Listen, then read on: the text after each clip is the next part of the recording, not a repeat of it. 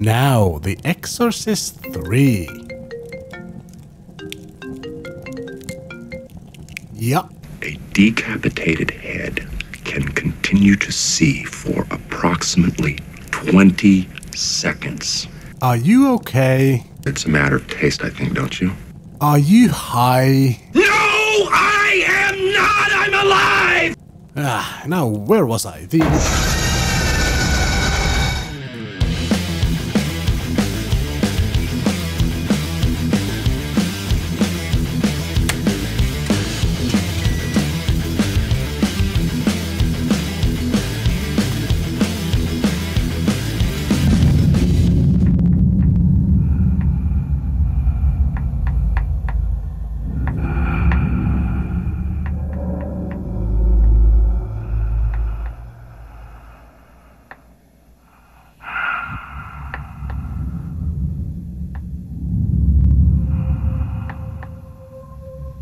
A seasoned detective delves into a series of horrific murders that bear the hallmark of a serial killer executed years before.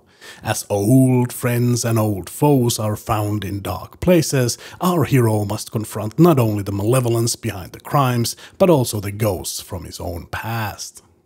The Exorcist III is a 1990 supernatural horror movie written and directed by Peter Blatty. While suffering from the terrible reputation of the movie that preceded it, it has later become another cult classic.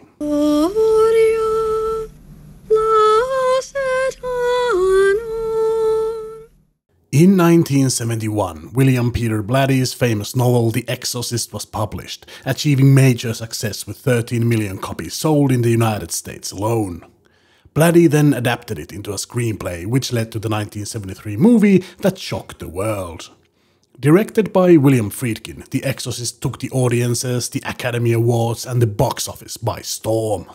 While neither Blatty nor Friedkin initially desired a sequel, a film that made its budget 37 times over is inevitably bound to have one. Blatty would have been open to discussions if the deal also facilitated the realization of his passion project, the psychological thriller The Ninth Configuration, also based on his book. Unfortunately, no agreement was reached and the two sides went their separate ways. The Warner Brothers had their sequel. The Exorcist II, The Heretic, directed by John Bowman, came out in 1977. Despite the acclaimed director, the movie was the biggest piece of shit probably ever made. Meanwhile, Blatty sought someone to pick up The Ninth Configuration. When no major production company showed interest, he took matters into his own hands, directing the film himself with a fairly small budget. The movie received a Golden Globe for its screenplay. Despite the failure of Exorcist II, there was still demand for another sequel. Blatty had another story in mind that he titled Legion, which he conceived as a movie. William Friedkin loved the idea, and they once again teamed up to find funding for the film. However, their brilliant but volatile partnership eventually soured due to creative differences. Blatty, undeterred, transformed the screenplay into a novel titled Legion, which was released in 1983 and achieved significant success. He then adapted the book back into a screenplay and was determined to make the movie happen, even if he had to direct it himself. While there was some interest in the screenplay, there was hesitation among the bigger studios to give the director's chair to Blatty, who had only directed that one movie a decade ago. Finally, a deal was secured with Morgan Creek. Despite wanting to direct the movie himself, Blatty did probe John Carpenter whether he would be interested in directing. Despite early interest, there was too big of a creative chasm between the two. Blatty envisioned a faithful adaptation of his novel, while Carpenter leaned towards an exorcism-focused storyline, a clash that ultimately led Carpenter withdrawing from the project. The movie that used to be a novel, that used to be a movie, was going to be directed by the writer.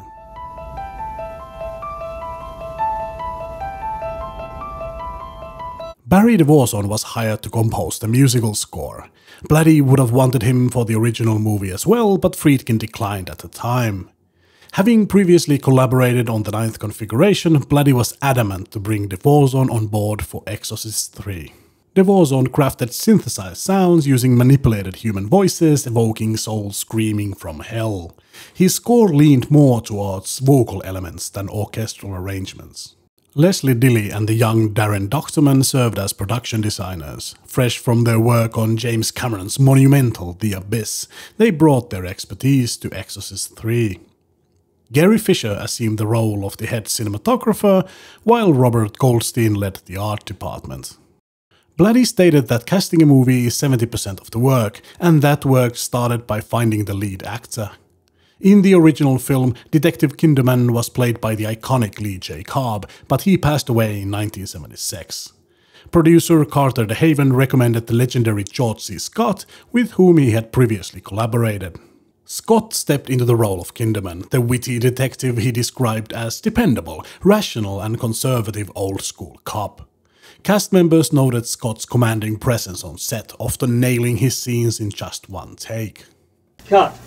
Interestingly, when interviewed, Scott revealed that he did not know much about Kinderman's character from the original Exorcist.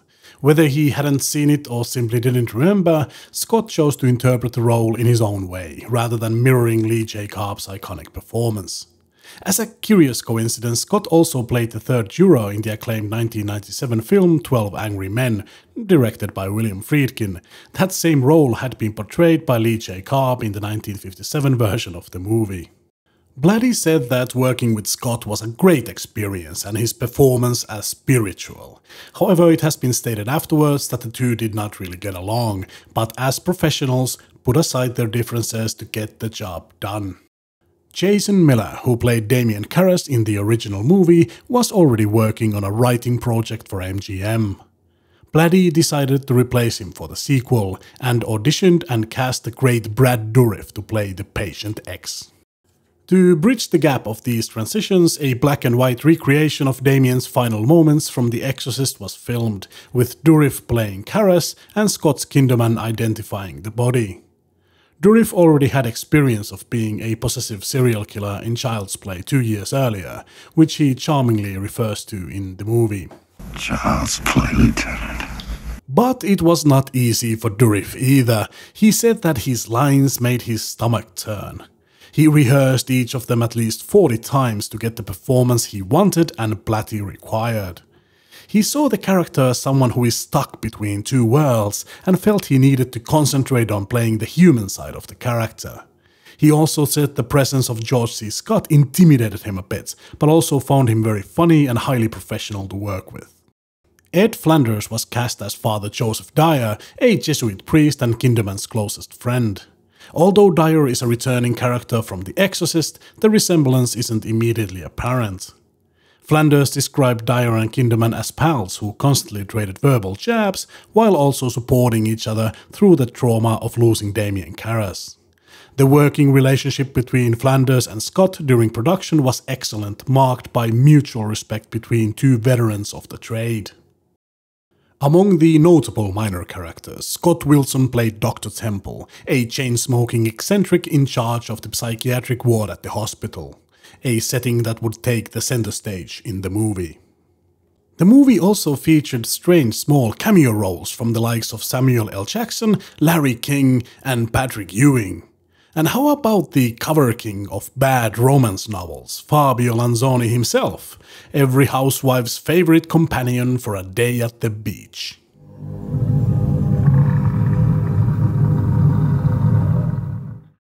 Blatty wanted the film to be titled simply Legion, but the producers insisted on an Exorcist connection for better commercial appeal. The title went through several variations: Exorcist Legion, The Exorcist III Legion, The Exorcist The Next Chapter, The Exorcist 1990, The Exorcist 15 Years Later, The Exorcist Pazuzu Boogaloo. I made the last one up, but the others were actually considered. Morgan Creek finally decided on plain Exorcist III, ditching the term Legion from the title that Blatty had been promised. This might leave you with an idea that it's more of a direct sequel than it actually was. However, Blatty did see a strong link to the first movie and stated that while it's not a full-blown third act, it's still part of the resolution.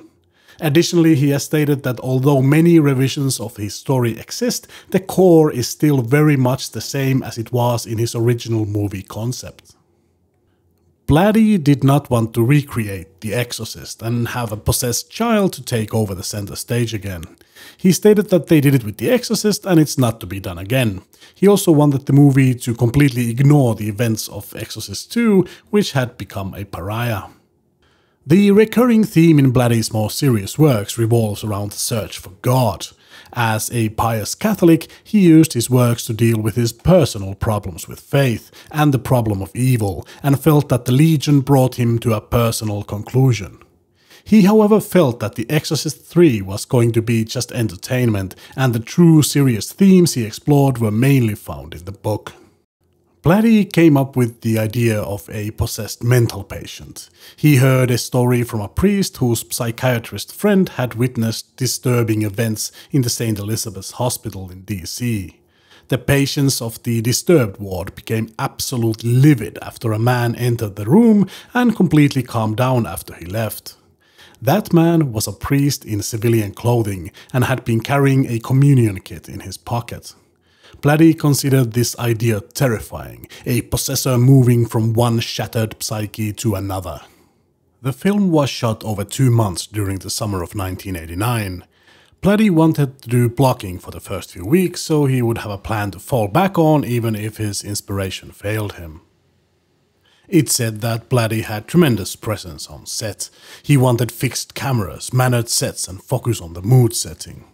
However, some accounts mention his limited collaborative skills and the insistence on retaining the full control he had while writing the novel. Blatty himself stated that he also had disagreements with himself, being both the writer and the director, about what he could shoot and what he could not. Just like in the original movie, most of the exterior scenes were shot in Georgetown in Washington, D.C., and the interior shots were filmed in a studio in Wilmington, North Carolina. The hospital was built as a set and employed forced perspective in the hallways as an optical illusion to make the corridors look bigger. The famous shears were not a real medical instrument, but were designed by the production designer Dr. Mann according to Blatty's wishes. The famous ceiling crawl scene was a challenge and was done by playing 2 films on top of each other, and it still looks good today. The dream sequence was filmed in an abandoned cement factory near Wilmington that the crew filled with props and fake pillars. According to the production designers, the angel wings were particularly difficult to do, with the crew gluing real feathers to the sculpted wings in a big hurry. I want to say a few words about the famous jump scare scene. If you haven't seen it yet, go and see the movie now and don't let me ruin it for you. Blatty wanted no visual effects for the scene, only the sound and the camera zoom. The scene was something that Blatty was able to do according to his own vision. He was prodded to move the camera about and to do tracking shots, but he insisted the camera must stay still and let life, action and the audience's expectations pass in front of it. Alternative angles were attempted with varying success until they settled for the one in the movie. Simple and masterful.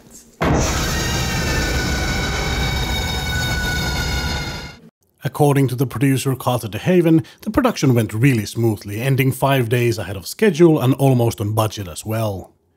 Blatty has stated that directing The Exorcist III was not all that challenging and that he found the 9th configuration a vastly more difficult project. And then, after the production was already complete, Blatty received the message from Morgan Creek that the movie that the company insisted must be called The Exorcist III now also needed an actual exorcism scene. On top of that, because of the test screenings had been negative, they really wanted to get someone from the original crew back and insisted on bringing in Jason Miller. Blatty was not happy about this at all. His script had been there all along for everyone to read. He described the following confrontation as a Mexican standoff between him and the studio, which was concerned that the audiences would walk out disappointed and feeling cheated without an exorcism. They wanted to end the movie with a bang. Blatty claimed that the story was already strong enough without it, and how the hell did they expect him to top the legendary sequence from the original? The studio said they would drop Blatty if he would not rewrite and direct a new ending with Jason Miller as Patient X. While claiming that the test screenings were rigged, Blatty also feared that somebody else would finish it for him and do a worse job, so he finally agreed. Brad Dourif was called to a lunch meeting with Blatty and DeHaven, and he was told that they were going to cut him from the movie and replace him with Miller. Blatty loved Dourif's performance and managed to achieve a strange compromise where both actors would play the schizophrenic patient X, and the movie would constantly change between the two as they engaged in psychological battle. It must be said that the compromise was most likely a necessity. Jason Miller was severely suffering from alcoholism and would have been unable to perform the lines Dourif excelled at. Dourif has said that Miller was too far gone and could not perform. After agreeing to shoot the new ending, Blatty was given an extra $4 million to play with. The scene was crafted in Hollywood in 4 weeks in March 1989. Blatty created a new character called Father Morning, forced a quick character introduction scene into the movie before him taking the stage in the finale.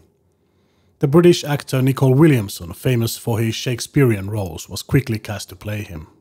Blatty wanted the scene to be short and very intense, assaulting your senses like a hail of bullets. He did not want to recreate the exorcism from the first movie, but to attempt something new. Blatty scripted the scene, in his words, in meticulous detail, angle for angle, shot for shot, and then had a storyboard artist to visualize his concept. The studio also brought in Ronald Colby as production manager for the exorcism scene to make sure Blatty got the job done. Colby thought the production of the scene was a chaotic mess, and they tried to do too many things at once in a schedule that was too tight. He said that the combination of fire, live cobras, and tons of other things thrown together made the set very difficult to work on. The crew used mainly physical, technical effects instead of optical ones. A set to serve as the padded cell was built and set on rotating gimbals that would allow the cell to be turned upside down to allow the stuntman seamlessly roll from the floor to the ceiling. The new ending was quite arduous for the actors. Because of the new set and Jason Miller's return, the dialogue scenes between Patient X and Kinderman were completely reshot in the course of 2 days. The poor Brad Dourif had to complete his difficult dialogue reshoots in a hurry and has later stated that the original footage was superior to the reshoots. George C. Scott hated taking part in the scene, as he had to be attached to a harness and pinned to the wall, which caused great discomfort. The makeup for Nicol Williamson's pivotal scene took 6 hours, and the always underappreciated stuntmen did a hell of a job being thrown around in a rotating cell. The scene in the movie is actually more understated than the original one the studio wanted to do. Their idea was that in the background of the exorcism, Mercedes McCambridge, the voice of Pazuzu in the original, would yell all kinds of vulgaric demonic one-liners from the original, including that your mother sucks all kinds of things in hell and let Jesus do things to you. Blatty was so livid that at least this detail was dropped. The optical effect of Patient X's face changing from one to another was dropped too. The face was supposed to go through 20 changes, starting from Jason Miller's and ending to Pazuzu's true face, with basically everything, including a certain German dictator, in between. Jason Miller had difficulties performing and only spent around a week on set. The young Charles Powell was brought in to be his body double, but because of Jason Miller's importance to the movie, he never got any credit for his job. Usually when you see Patient X up close, it's Miller, and from further away, it's Powell. Despite all the chaos, they did manage to wrap up the scene and give the studio pretty much what they were looking for. Blatty has stated that the result is alright, but completely unnecessary. The studio stated that Blatty actually preferred the movie with the new scene in it. However, Brad Dourif recalls that Blatty hated the scene he had done and was disappointed he could not find a way to make it work.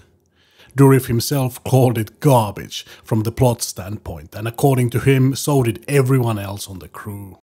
The critical reception was mixed. The film was criticized for the difficult-to-understand plot, pacing and the bleak atmosphere. Entertainment Weekly's Owen Kleiberman even called it a horror movie made by a depressed monk. Savage. However, many critics also complimented the film for its visuals, witty humor, and the daring performance of Brad Dourif. Information about the movie's budget differs between sources. Many claim the budget to be $11 million, whereas some sources claim initial $16 million, with the post-production raising it to over $20 million. The movie grossed $44 million in the box office worldwide, making from double to 4 times its budget, depending on the figure used. It might be considered to break even at least, or somewhat of a success at most, but when compared to the original one making 10 times that, it was considered a disappointment at the time.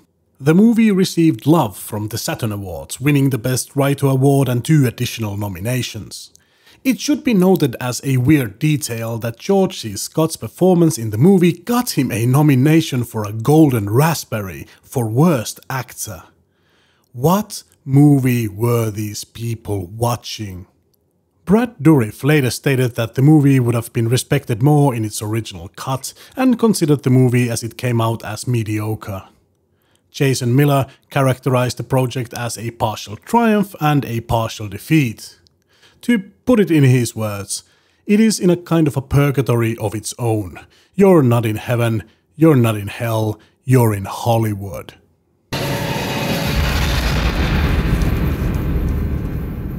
Despite the studio interference, Blatty was still proud of the movie he made, but was itching to do a director's cut. Unfortunately, when that moment came, Morgan Creek said that they had lost all the extra footage and Blatty never got his chance. However, in 2011, a fan of the movie called Spice Diver uploaded his own cut he called Legion, from which he had removed all the bits the studio crammed in. He had no access to any lost footage, so he worked with what was available. A year later, Brad Dourif helped him to get some extra attention by having a screening of the cut at the Mad Monster Party horror convention. There seemed still to be demand for Blatty's original vision, and Morgan Creek announced in 2015 that the lost footage had been found, quarter of a century after the movie came out. Unfortunately, while an extensive search through all the found footage was conducted, much of the finished material they were hoping to find was never discovered. Instead, they had to do with the raw, unedited footage from the dailies that was stored in old VHS tapes, and the footage from the LA reshoots to fill the blanks. In 2016, Scream Factory released the cut as part of their Collector's Edition Blu-ray, and it is, as of 2024, the closest we have ever gotten to what Blatty would have wanted to direct. And most likely the closest we will ever get, unless Morgan Creek finds another pallet of lost film between their sofa cushions. You again. You've interrupted me. Our story begins on the day before the anniversary of Damien Karras' death. His old friends, the Jesuit priest Father Dyer, and our protagonist, Detective William Kinderman, are in quiet remembrance. The next morning, Kinderman arrives at a crime scene. A young boy he knew has been found murdered in a horrific manner, his body discovered in the Potomac. Kinderman is an old-school cop who believes in his work. He feels indignation towards the depravity he has witnessed and refuses to tolerate indifference from those around him. Despite being a rational and practical person, Kinderman's understanding of the world is about to be challenged by the unfolding events. Kinderman meets Father Dyer for a movie, where they watch It's a Wonderful Life. On this difficult day, their banter provides some relief from the demands of their jobs. Kinderman confides in Dyer about the gruesome details of the murder. Little does he know that this won't be the last horrifying incident, as a priest is soon found decapitated in his confessional. Kinderman later visits Dyer at a hospital, while forensics bring disturbing news, as the fingerprints lifted from the confessional do not match the ones from the crime scene of the dead boy. That night, Kinderman dreams of a heavenly halfway house where he stumbles upon Father Dyer, whose neck has seen better days. The next morning, crushing news awaits him. He rushes to the hospital only to find his friend murdered in a horrific, unorthodox manner. Jars hold Dyer's drained blood, and his head lies severed, with the name of the movie they watched together scrawled on the wall in blood. Stricken with grief, Kinderman turns to old-fashioned police work. He interviews the hospital staff, but cooperation is nowhere to be found. Eventually, he reveals that the 3 victims share the hallmarks of the Gemini killer, executed over a decade ago. The hallmarks which were only known to the police. Further investigation reveals a chilling connection. The murders are tied to the exorcism of Regan MacNeil, and all the victims played a role in the background of that fateful event. The film introduces Father Morning, a Jesuit priest with experience in exorcisms. While studying, he witnesses unholy events unfolding in his room. Fingerprints lifted off the last murder scene seem to belong to an old woman at the hospital, whose mental faculties have deteriorated. Kinderman interviews Dr. Temple, the doctor in charge of the psychiatric ward. Our good doctor tells Kinderman about the patient in the solitary ward, who was brought to the hospital at the same time Damien Karras was killed. The patient had been catatonic ever since, but had recently come to a more conscious state and claims to be the Gemini killer.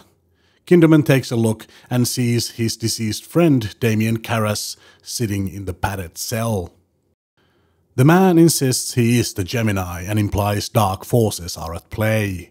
After a confrontation, the patient suddenly transforms from Damien Karras to the serial killer, bragging about the murders and promising more. The killings indeed continue. A nurse is brutally murdered in an intense jumpscare scene, and Dr. Temple takes his own life. In another session with our mysterious patient, Kinderman realizes his daughter is the next target. Rushing home, he confronts a possessed mental patient at the dining room table. As the fight ensues, the demon who seems to be on top of things suddenly collapses. The reason? Father Morning, God's own gunslinger, strides into the hospital with a singular purpose: to kick some demon ass and to chew bubblegum. And it's inappropriate to chew bubblegum. The initial clash promises an epic showdown, but then the demon defies gravity, lifting Father Morning to the ceiling. I don't think I can actually show you this, so imagine a glazed donut. Innocent enough, right? But on a hot day, that goddamn sticky glazing gets stuck to the back or box. Apply this to Father Morning. Yoink! The demon pins him to the ceiling, and as he plummets, his skin peels away. It's definitely not his day. Enter Kinderman, racing to the cell, is about to face the same fate as Father Morning. But our skinned priest summons a divine second wind. He wrestles the demon into submission for just long enough for Kinderman to empty his six-shooter into the possessed patient. One more round, and his friend is finally free.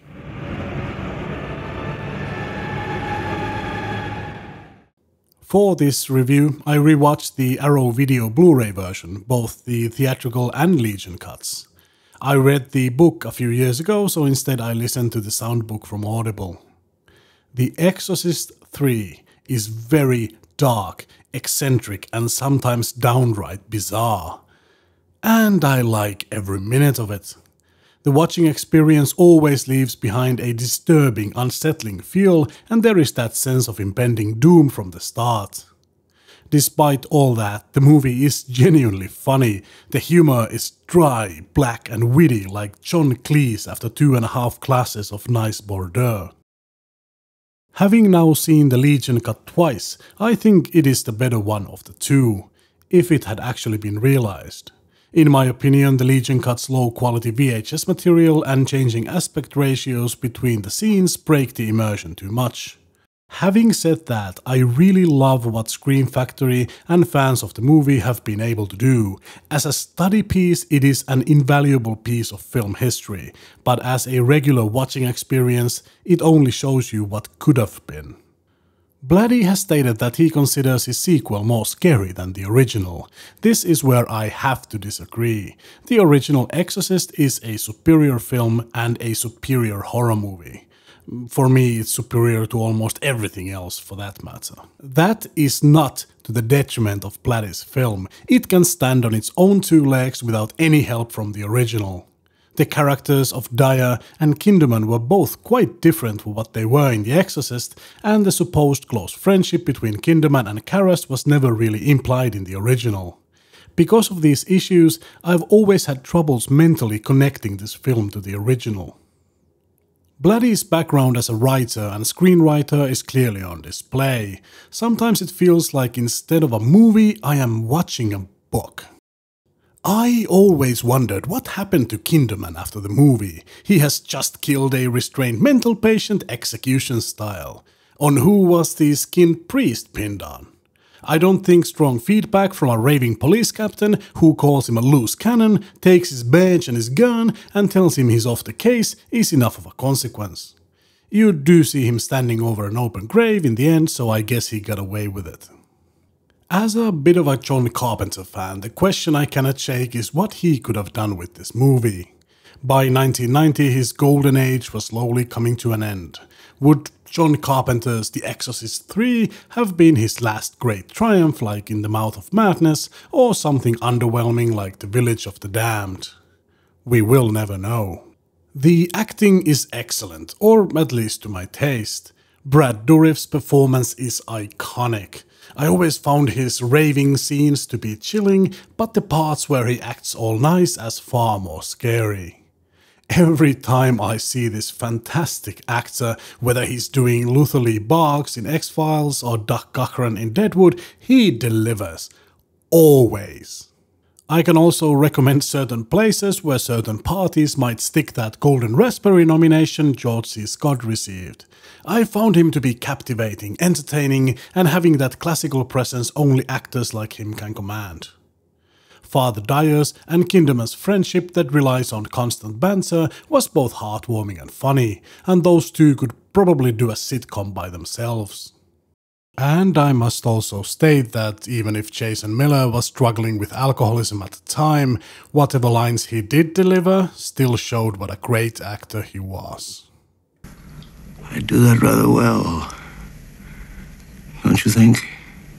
The scary visuals are very well made and stand the test of time. The movie is filled with these weird little details. The doctor's office is lined with strange items ranging from the occult to naughty stuff.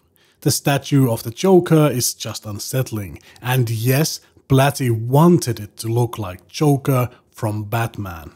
The famous jump scare scene is a favorite of mine, and a great example how simply a great scare can be achieved.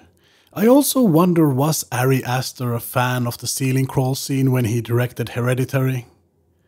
The exorcism scene is technically spectacular, but utterly pointless. Brad Dourif said it best, the scene felt like a music video.